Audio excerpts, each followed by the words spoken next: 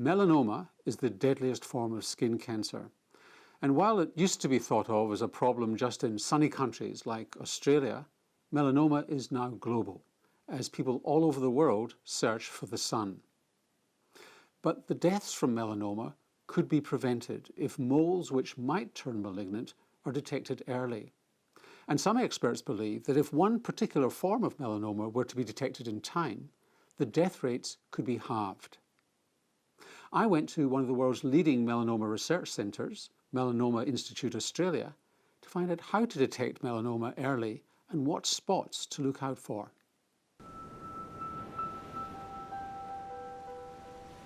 Probably the most important thing in diagnosing melanoma is identifying something that is new, that wasn't previously there, or change in a long-standing, otherwise stable mole.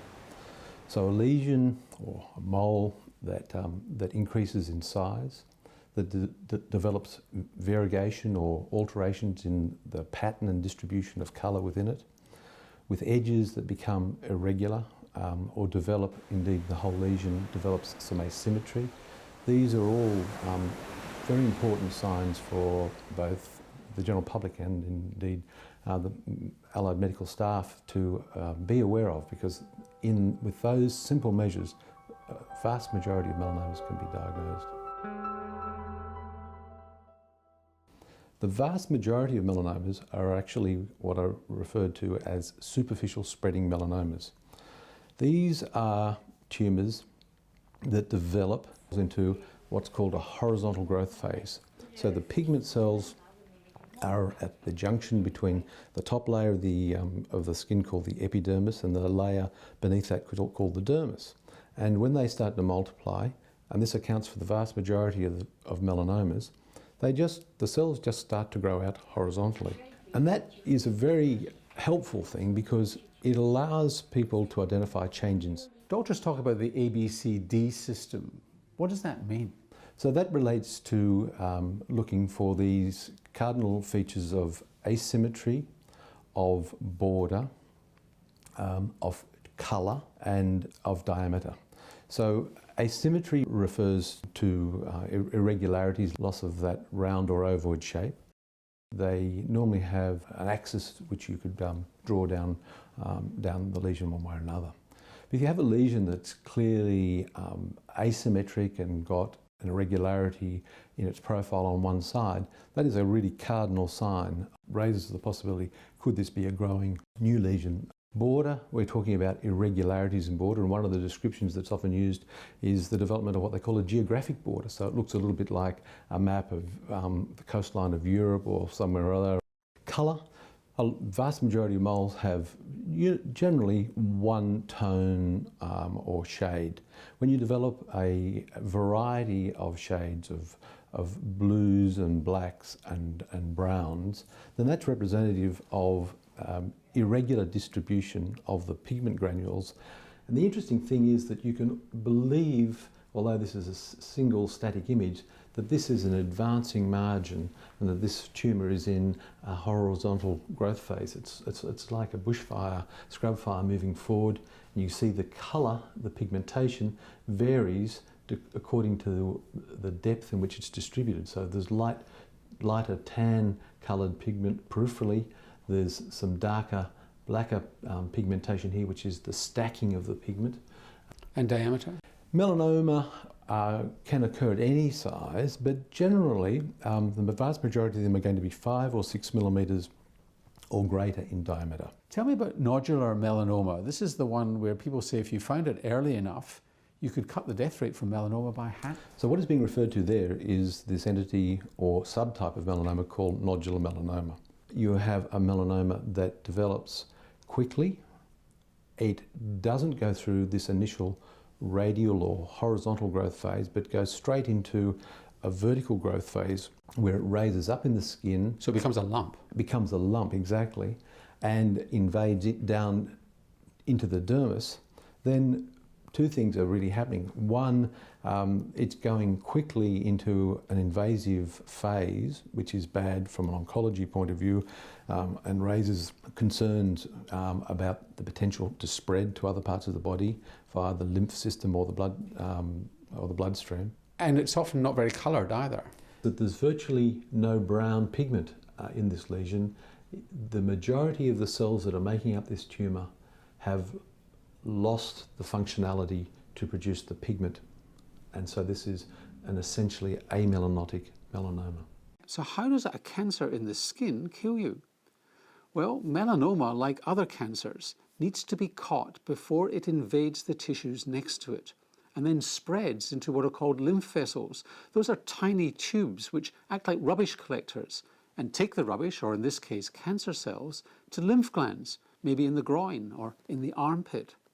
Here are chilling pictures of what it can look like and how little it takes to spread. The dark cells at the top are the malignant melanoma. But just below there you can see a single cell which has escaped from the pack. And bottom right is one of these lymph channels. And here's a shot of a malignant melanoma cell that's managed to get into the lymph channel and will be taken to a gland and from there perhaps multiply and spread even further into vital organs. So what could make the diagnosis of nodular melanoma earlier? What should people look out for? The fundamental thing that's going to be most helpful in diagnosing a nodular melanoma early is for an adult to realise that there's something has appeared that wasn't there before. So there's a new lesion in the skin. Now, a majority of these small lesions are going to be insect bites, inflammatory minor trauma to the skin. But if there's something that is new and persists for several weeks, beyond just a couple of weeks, then the question should be asked, could this be significant?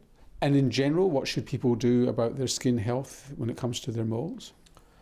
There's a variety of risk profiles that we, particularly if we're Caucasian, Anglo-Celtic origin, need to think about. And the first thing is to think about family history. Is there a history of melanoma in the family? The next thing is to think about, well, as an adult, how many moles do I have and what are the nature of those moles?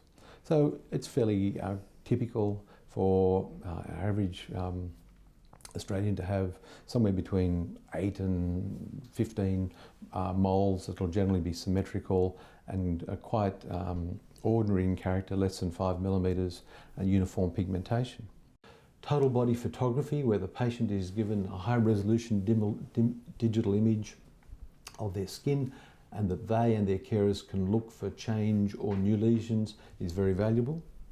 There are also techniques of dermoscopy, which is where you put a lens up against the lesion and you can develop a magnified view into the upper layers of the skin with an instrument such as this.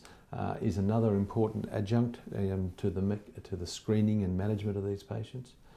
And indeed, more recently, we have an instrument called a confocal microscope, which uses a laser light to image these lesions down to the cellular level. It can identify individual melanocytes and the shape of those cells, the morphology of those cells, and that has been a big advance in managing not ordinary moles, but the more difficult ones, particularly when they're multiple. For the unwary is that melanomas can occur in unusual spots: the scalp, places outside the sun, the sole of the foot, the back of the eye, even the groin. That's exactly right. It's very important that we increase the awareness amongst the general population of that. There's a concept that melanoma occurs on the areas that are directly heavily sun exposed, and they do, but that by no means speaks for the general risk of melanoma in terms of its site. And we're not quite sure, we don't have a clear understanding, but one thing is fairly apparent, that it's overall body exposure that's accumulated over the years that increases the risk of melanoma, not necessarily incident sunlight on a particular spot. So this would be a surprise for most people. So this is one of the reasons why people are worried about the tanning industry, sun tanning beds and so on, and general exposure, is that it does something to your body which makes it more likely to get a melanoma anywhere. That's quite correct. The way I think about the whole thing in terms of irradiation is, I think of the sun, and I think of what comes out of fluorescent lights, what comes out of tanning beds. They're all part of electromagnetic radiation spectrum, and we don't really know what the relative contribution and proportion of carcinogenesis is attributable to any particular part of the spectrum. UV is commonly spoken about, but that's not the whole story for sure. And some people say that melanoma that occurs on the scalp, the back of the eye, and on the sole of the foot is actually not common or garden melanoma. It's a different kind of disease and behaves differently. Is that true? Melanoma on the palms of the hands and the soles of the feet is particularly common, indeed the most common form of melanoma in Asian ethnic groups, in African Americans, and indeed any of the other darker skinned races. The relevance of ultraviolet light or sun exposure to those is really very hard to understand, and indeed probably almost certainly not relevant. And what about the scalp? Well, melanoma of the scalp is a really problematic tumour, because people can be very diligent about checking their visible exposed skin but can miss that. It is unfortunately quite common. The difficulty is that can be areas, particularly at the back of the scalp, where patients are not aware of it. The most problematic thing in many ways is the fact that because there's a delay in diagnosis, they're not found for a while, they've often had time to develop a vertical growth phase and become more deeply invasive into the skin. And referring to depth of invasion, which indeed we measure in millimetres or fractions of millimetres. And that's a form of what we call microstaging that has been around for 30 or 40 years. We're on the cusp now of an era of molecular pathology, which is going to give us hugely greater insight into the biological capacity of these tumours.